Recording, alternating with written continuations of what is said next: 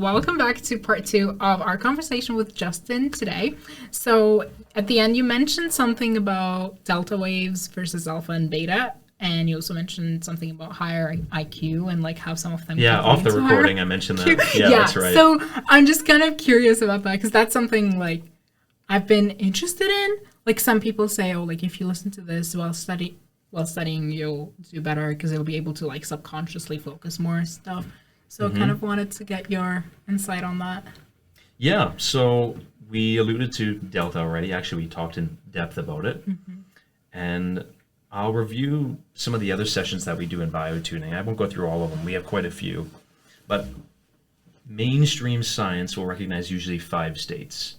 And actually, in my 103 class recently, we only talked about 5 states.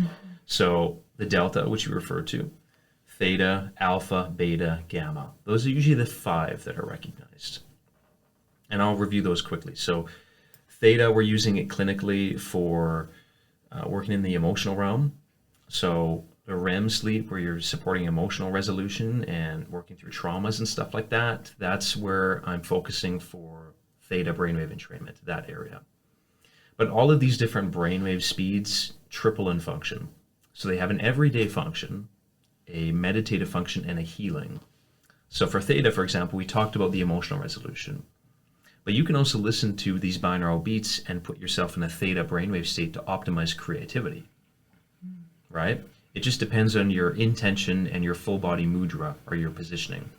So for example, for the mudra, if I'm lying down and I'm going through sleep cycles, that position is associated with the emotional resolution in REM sleep. But if I'm standing, I'm sitting, and I'm working on something, we're now playing into the creativity realm, enhancing it. Meditative-wise, you're looking at certain Christian prayer states and shamanic journeying, those types of things. So all these brainwave states can triple in function. So that's theta. Alpha is more of a relaxed state. People usually talk about. I find it more relaxing. Now, let's just skip ahead. Beta is more of the focused attention, right? So that's something that's usually deficient or attenuated in ADD, ADHD, those types of things. So with biotuning, we can actually find a precise binaural beat brainwave state for each individual for enhancing a relaxed focus. Now, if beta is direct, alpha is more peripheral surroundings. So it is more of a relaxed state, and it's where a lot of the mental healing takes place. Now, what do I mean by mental healing? I guess we're going to go into a conversation about the subconscious mind then. Okay. And so basically, we have these different patterns of brainwaves throughout our lives. You know, when we're, I don't know, it's maybe up to about 7 years old or so, we're taking in so much. Maybe it's even a little bit past that. Don't quote me on any of that. But you're absorbing everything from the world around you, right? The role models, other stimuli in the environment, all of these things. It's a very programmable state, right? And so we are downloading all this information from the world around us, and not all of it's empowering. There can be traumas. There's other self-defeating belief systems. So we talked about this pandemic of this dissociated awareness from without and within, so not aware of what's actually happening within. Worthiness is another one too, where people don't feel like they're worthy of having certain things, you know, and they have these dialogues in their head going on that they're not really aware of, that they're not actually able to manifest things. So say, for example, if you get a really bad result on an exam, you'll have a physiological response to that. Yeah. I don't know, maybe people feel like throwing up, they have butterflies in their stomach. But that response is based upon this conditioning that all of a sudden, if something like that happens, you're just projecting into the future that this result is going to make this bad thing happen that you don't want. So that's an example of conditioning. We have different patterns and thought systems in the body that once it grabs onto an experience like that, like a bad exam result, if you're not aware and conscious of it, it's going to run away with that and give you a story about, now I'm going to fail this class, or I'm going to retake it, I'm not going to get into my program. That is not empowering conditioning. And so what the mental healing realm is focusing on is actually supporting some resolution of that, re-scripting it. It's like, oh, this is now an opportunity. You know, I have my blind spots available now. I can see exactly where I didn't focus on, and now it's an extra motivator. Or maybe I don't get into the program I want, and that something more magnificent happens. You know, I did 2 years of engineering, chemical engineering before kin. I can't express how happy I am that I didn't continue with that, and now I'm in here in kin and I get to help people clinically. So that mental healing realm has usually got a lot of these subconscious toxins, right? Systems that don't support us. Now, if we're going to go above that, we have this state called gamma, which is more of a higher brainwave state associated with binding different things together. So if I tap on the table right now, you can see that and you can relate to that sight of me doing that to the sound, and it makes sense to you.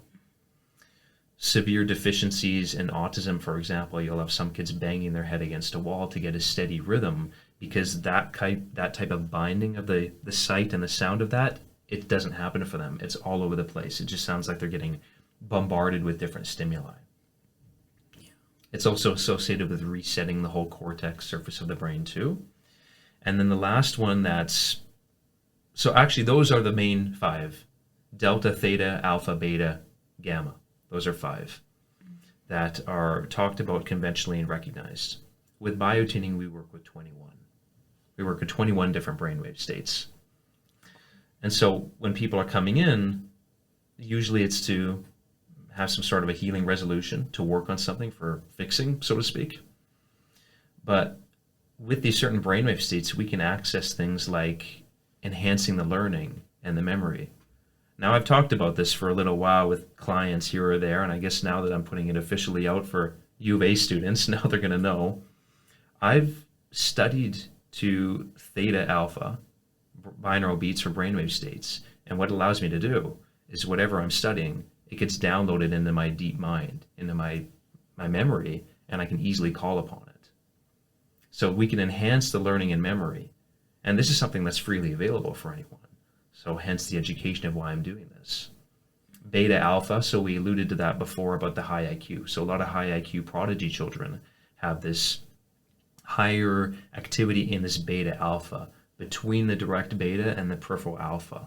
So you have a higher metabolism or ability to process information and brain connectivity, and they have naturally higher IQs. And you can train all of these up like muscles too. And for some people that want to go beyond that, biotuning has high-tech meditation options too. So out-of-body experiences is a brainwave state that you can put people in on demand if the body's ready to go there and they want to explore that. Cool. Wow, there's a lot that you guys do, and there's a lot that is very intriguing that I didn't learn about. The association between why people with autism bang their heads or like the rhythm. I didn't know. One reason, yeah, it's complex. Yeah. Autism can be very complex. Yeah, that's very, very interesting. End of the last episode, or like the last part of the episode, you said you were talking a little bit about sleeping and like sleep routines and sleep hygiene. Do you want to kind of continue that thought? Because I think we cut you off at the brainwave stuff. Yeah, I mean, essentially, just to summarize it, having some kind of a rhythm for the body, a similar routine leading up to sleep, ideally the same time of falling asleep, waking up. I don't do that all the time. I'm busy, but I'll try and optimize the routine leading up to sleep.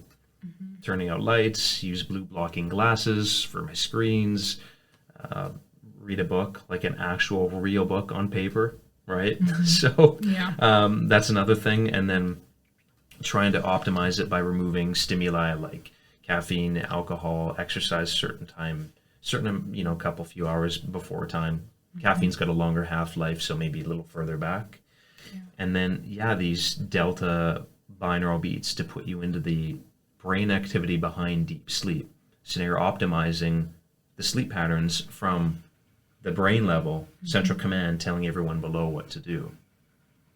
But then, even with all that, because a lot of clients will come in and they'll be more proactive about their behaviors. They're still stuck in these different disease systems, but they know these things.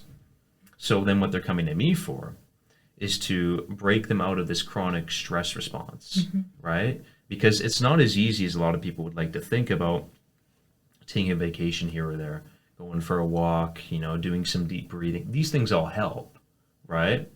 But you need to have a radical reset of the nervous system, because the other thing that I mentioned last time is this concept of zero stress, this point. And there's this idea that is out there, I think with some people, at least with biotuning, that we're trying to relax people. Now, usually people are in that chronic stress. So when we get them to the zero stress point between stress and relaxation, yeah, we're going to get them relaxed. But are they going to feel relaxed, right? Because this is that point of me talking about how if the stress response has been used to this suboptimal state of health for so long, and it's now on guard looking for anything new or novel, if you pull someone into relaxation, which they haven't had much of maybe for quite some time, or even the zero stress point, it's probably not going to feel relaxing because the system's going to fight it because it's a new stimuli that it has to remember again. Yeah. So that's usually what will have to happen at some point. People have the right habits in there, but they're not absorbing everything. So that's the other thing that I'll talk about wringing out the stress to absorb the therapy. So it doesn't matter how good of a diet you have, supplementation regimen, therapist, those things cannot work through a maladaptive chronic stress response, right? Mm-hmm. If you have a fantastic supplementation regimen, that's great. You're off to a good start. But if the system's in this chronic stress response and it's not thinking about digestion at all because it's stressing about whatever, the exam you were yesterday or the final you have next week, when you put that in your body has to process that. It has to use energy that it doesn't have that's going into the stress response, and it's going to excrete the rest of it. It has only so much capacity to take care of it. So when I do biotuning work, I'm directly supporting everyone's lifestyle interventions that they're already incorporating into their lives. Cool. Do you have any, you also mentioned the subconscious mind and how that can create sometimes like thoughts that are are fairly negative about a person's like perception of themselves. Mm-hmm. Do you have any advice on like how to change that? Or even is that something that people can be aware of? Yeah. So these different systems are there all the time through varying layers. So we have these different, I treat the subconscious and the ego as like the same thing, this entity that is needing to be reconditioned or reprogrammed for a lot of people. A lot of people have done the work and they're free of that. But there's this idea of attraction to repulsion that I realized. So like I mentioned, I think we talked about it at some point. I can't remember if it's in the last one or this one about if you get a bad result on an exam, right? And then you have a physiological response to that, an inner upset where you're just projecting into the future about now what your life is going to look like because of that exam result. It's probably not too far out. It's probably just a few years at the most, right? About changing your class schedule, whatever, program, that type of thing. But why can't we use that exam result as something that is a motivator that could be a new opportunity for something else? Because these systems, these disempowering systems, have set us up to make us think that that result of that exam happening like that is going to lead to something bad that we don't want, right? And that's the instinctual response that people usually have. That's why I say they're attracted to the repulsion. And the repulsion is this thing that they don't want to happen. But that's where their mind goes to first. They're attracted to that thing that they actually want to keep away from themselves. Does that kind of make sense? Not really. I actually can't So lie. they don't want this to happen, right? People want to be able Yeah. to continue with their program, have their plans. Yeah. Life happens, sure. But they'd like to keep things going as they are. They like to pass the course and then have their plan into the future. Mm-hmm. If that gets interrupted with an exam mark that potentially makes them fail the course, they don't want that. They're repulsed by that. They want to push that away from them. But as soon as they get that exam result, maybe that makes them project into that, that's where their mind is attracted to first. They're attracted to what they don't want to have because of the conditioning, because of the programming. Okay. So the first thing to do is just to be aware that that's happening. And really, it sounds simple, cheesy maybe, but it's present moment awareness. That's the biggest thing. Mm-hmm. Just being aware that these things are happening. And that's the big issue with anxiety. Because anxiety is just this projection of awareness into different experiences in the future that you don't want to have happen. It's stuff that is probably never going to happen, right? Like that kind of thing, anxiety about what might happen. And the only way I know for sure that it'll actually dissolve all that anxiety, because it happened to me when I used to have chronic anxiety, I woke up one morning without it, is that present moment awareness. Because if you're focused on one thing 100%, you can't be focused on other things. If I'm 100% here in the present moment, I can't be thinking about that kind of stuff that hasn't happened yet and probably will never happen. It's very simple. It's not easy. But the obstacle with that is that most people don't want to be here. Not that they don't want to be alive. I mean, suicide, sure. I mean, that's a serious thing too. That's another animal. But they don't want to be in this experience here and now. They want to be somewhere else. Oh, the weekend is in 3 days, whatever. I got, a month is left of school, classes, that type of thing. So how you work around that with biotuning is you make the now, the present moment, a more comfortable place to be by calming the nervous system down. So that being in the body feels safer, feels more comfortable. And then you can actually sustain a present moment awareness a little bit more to break up the anxiety patterns, right? And then over time, you develop the awareness, what's going on in the body, when something's trying to pull me out to this future projection of something I don't want to have happen, that type of thing. So it's quite deep, the subconscious mind work. It's probably 95% of our brain activity. And I would just say to start working with a present moment awareness of everything that you're doing. No distractions. If you're eating, you're eating. If you're with someone, you're talking with them. Because those behaviors that are subconsciously ingrained in us, that teach us how to, look both ways before crossing the street, whatever, drive to work the same way, those are all subconscious behaviors too. They're programmed in. And so if you want to be aware of these self-defeating belief systems below that are even more insidious and hiding, then you got to be aware of the stuff above. And not just about being present and noticing things happen. Cool. Something that I've been learning about recently in my psychiatric rotation and like my psychiatric lectures in nursing is this idea of post-traumatic growth, which is something that I feel like you've kind of mentioned in from a different perspective of like taking like a bad grade as an opportunity to grow. And I've been really intrigued by this concept because it's not something that I thought of before. It's not the first thing that comes to mind when you think of trauma. Like growth is not a good thing, and we do not want people to experience trauma, but at the same time it can come with a lot of room for growth. And once people realize that, that's where like they can shift their lives. So that's a really cool thing that you kind of mentioned that resonated with me. Yeah. It's a useful experience, right? I mean, I don't know. I try not to label things good or bad anymore. Okay. Who knows what's going to come out of it? That's part of the experiencing, developing the awareness, and it's a practice. Just like me seeing clients it's a medical practice. I am practicing, and it really just takes consistent in and out practicing, so that once you start to really get in tune with being here in the present moment and realize just how much of your energy was drained with anxiety, you don't want to go back to that. So I won't go back to that because I know how it feels. It's incredibly debilitating to have your energy poured into something else. Mm-hmm.